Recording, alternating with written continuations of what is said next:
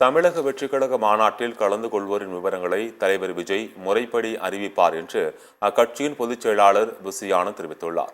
விழுப்புரம் மாவட்ட காவல் கண்காணிப்பாளர் அலுவலகத்தில் கூடுதல் காவல் கண்காணிப்பாளரிடம் மனு அளித்த அவர் பின்னர் செய்தியாளர்களை சந்தித்தார்.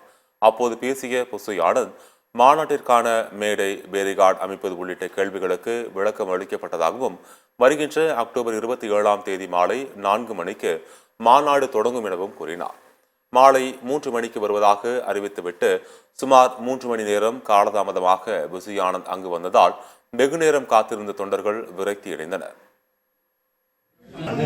மாநாடு மிக சிறப்பாக வெற்றி மாநாடாக நடைபெறும் என்பதை இந்த நேரத்தில்